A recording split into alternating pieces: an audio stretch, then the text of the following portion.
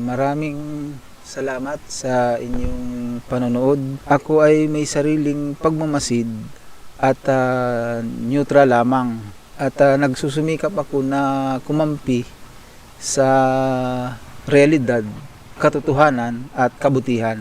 Ang Duterte administration ay masasabi nating isa sa hindi man siya maging una sa pinakamagandang administrasyon na nangyari sa ating bansang Pilipinas mula nung magkaroon ng Pangulo.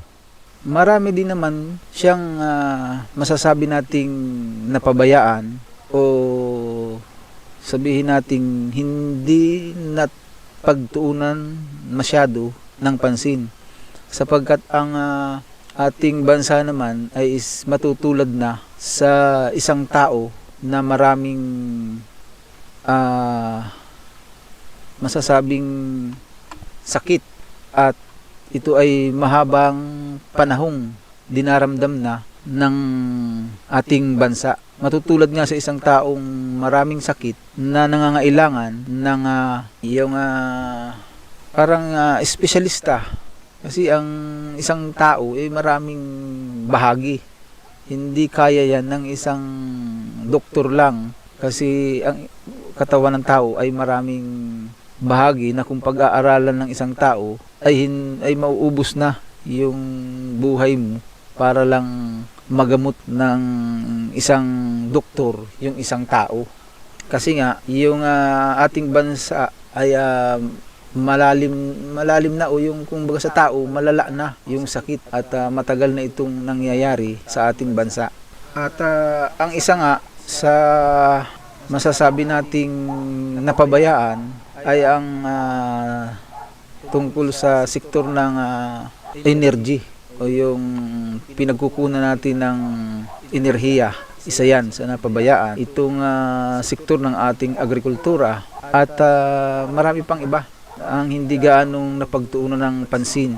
Ngayon, hindi naman talaga ito yung ating focus sa bidyong ito. Ang focus natin ay dun sa katanungan na ano ang nangyari ngayong butuhan 2022 at bakit ganun ang naging resulta matapos mabilang o mangyari yung pagbilang ng mga boto.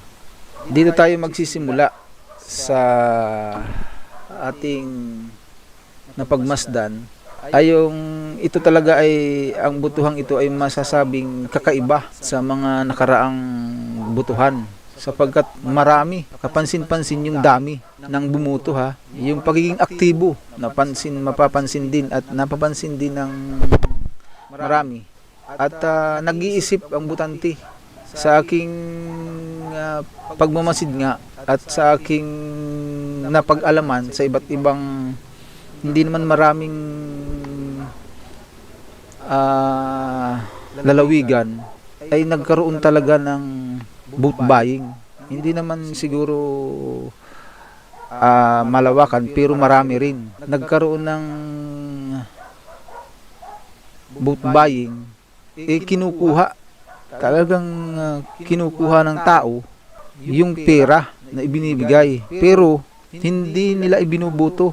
Katunayan, napag-alaman ko rin na hindi nanalo hindi nanalo yung talagang grabe ang pera na ibinuhos. Kaya sabi ko, yun ay isa sa masasabing nag-iisip talaga ang butante. At maraming nakikisangkot. May na balita pa nga na bumuto, pagkatapos bumuto inaresto kasi may kaso.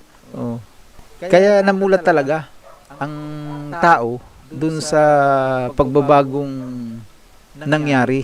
Yan ay hindi natin maitatanggi sa administrasyong Duterte. Yung pagbabago ay parang namulat talaga ang tao, kasi nga dun sa logic na ang ating bansa o alinmang bansa ay may tuturing na yung tayong lahat ay nakasakay sa isang malaking bangka na ang parang driver diyan sa bangka na yan ay yung ating mga iniluluklok simula kagawad hanggang sa dulo, presidente. Sila ang nagsisilbing driver at tayong lahat doon nakasakay. Pati nga yung pati yung mga OFW na hindi naman talaga naninirahan dito minsan pero babalik at babalik pa rin sila dito. Sila kasama sila sa naaapektuhan. Kaya walang sino mang makakapagsabi sa atin na hindi tayo naaapektuhan ng mga pinagagawa ng mga mga politiko na iniluluklok natin sa ganitong butuhan. Yun yung maging yung logic ika nga sa mga nangyayari. Ngayon, ang nangyaring butuhan o yung resulta ay sinabi pa nung iba na landslide nga daw. O may mga nagsasabi nga na tsunami, hindi na landslide. Kasi napakalayo nung resulta ng nanalo dun sa mga natalo sa pagka-presidente. Ito ang ating mapapansin kasi ganito ang nangyari. Magsisimula tayo sa nung mag-declare o magsimula na yung pagpapile ng kandidatura. Ang unang nag-file ay si Inday Sara. Ang unang nangyari tungkol nga dito sa mataas na nakuha ng nanalong presidente ay ang nag-file si Inday Sara ng pagka mayor. Sa aking pag-aanalisa, hindi yun ang gusto ng Pangulong Duterte, yung ama. At saka, hindi rin yun gusto nung iba. Kasi nababalita at may mga nagsusulong na dapat daw tumakbo si Sara bilang presidente. Ang nangyari, dahil nag-file na nga, ang ginawa ng Pangulong Duterte, pinatakbo niya itong kanyang isang mapagkakatiwalaan niya o ito yung napipisil niya na maging Pangulo, si Bato de la Rosa yun. Ngayon, sige-sige pa rin ang sulong, sige-sige pa rin ang pagpupursigo ng mga grupo at pagpapakalat ng mga impormasyon at talagang nananawagan na tumakbo si Inday Sara bilang presidente. Halos wala man ngang mapansin ka na vice president ang isinusulong. Talagang presidente yung isinusulong nila, hindi vice. Ngayon, sa tinagal-tagal ng ganun, nag-withdraw si Inday Sara sa pagka-mayor. Dito sa taas, nakikiramdam lang si Bato de la Rosa. Dahil nag-withdraw si Inday, umatras siya kasi makakabangga niya anak yun ng amo niya. Di wala na ngayong tatakbo na iniendorso ng Pangulo. Ang nangyari pala, nag-uusap na yung Marcos, partido ni Marcos at ni Inday.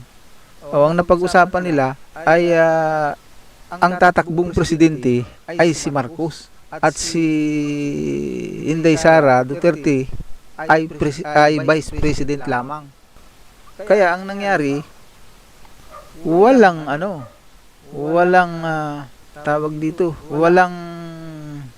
iendorso ang Pangulo. Kaya ngayon napilitan siya, si Bongo. Ang pinatakbo niya bilang Pangulo. Ang nangyari, hindi inaakala ni Bongo na yun ay mangyayari.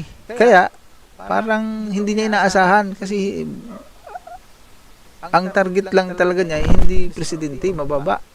Umayaw siya ngayon kasi sinabi niya hindi siya handa at Sabi nga niya, nagre-resist yung kanyang isip at katawan. O, ay di, nag-withdraw siya. Kaya ngayon, ang nangyari, walang endorso o wala nang mai-endorso ang Pangulong Duterte.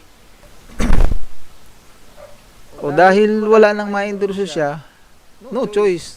Hanggang ngayon, ang mga nitong mga sumunod na araw nga, nanindigan ang Pangulo na hindi siya mag-i-endorso hanggang matapos. Sabi pa nga niya hanggang December, hindi siya mag-i-endorso ng Pangulo sa pagkapangulo.